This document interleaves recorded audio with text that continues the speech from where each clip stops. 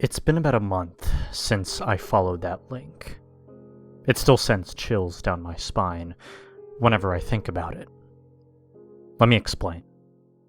Some time ago, I was browsing some 4chan's ripoff V-board and came across a thread whose title was simply a mass of random keys, as if someone had punched a keyboard a few times and the text being much of the same. But it had several letters repeated, with what I thought was random text thrown in. Since I had way too much time on my hands and Word open, I decided to get rid of the repeated letters. Surprisingly, it turned out to be a link without punctuation. It was still a mass of letters, but the HTTP and COM were hard to ignore. So I got some free antivirus and prepared for the worst. The site was full of ads, so I came back with ad blocker enabled. Once ad blocker was on, the site was just block orange, with a small download link in the center. I clicked it, and a zip file entitled 432B was downloaded.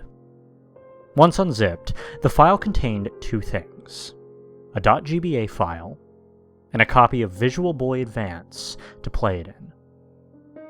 So, I fired up the emulator and started to play 432b.gba. Played okay, but the turbo button didn't work.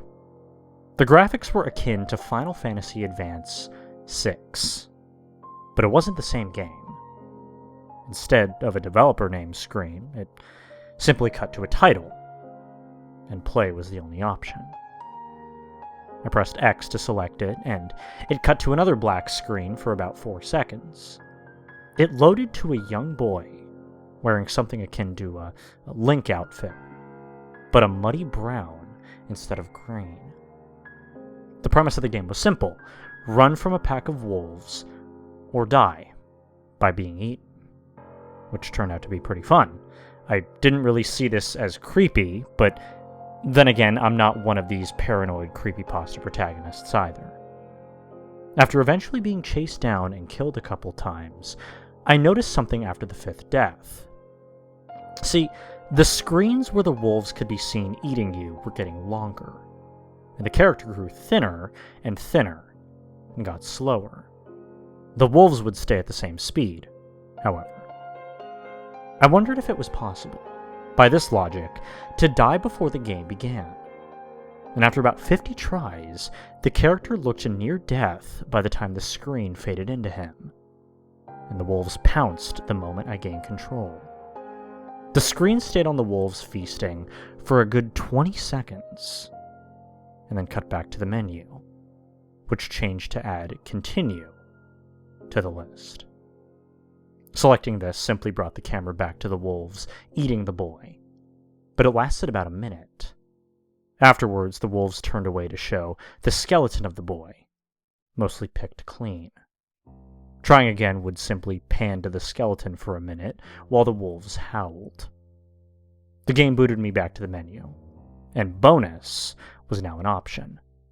I selected it, and it was a close-up of the boy's corpse, still done within the limitations of Game Boy Advance graphics. The other pieces of art were much of the same, showing the corpse in various states of decay. The last picture was much different. It was a wolf, foaming at the mouth, and with glowing red eyes and glistening teeth. And as I exited the menu, I heard a snarl come from the speakers. I decided to hit play again, but it just started at the point where I got eaten instantly. Upon exiting the emulator itself, the file deleted itself. It was a shame, I thought, as it was really creepy, but also pretty good fun. When I returned to the site, the post was different. Had the same title, but there was no text, and the picture was that of that damned wolf with the red eyes. It sent shivers down my spine whenever I thought about it. And occasionally, while I do other things, I'll hear howls from my speakers. sometimes a snarl.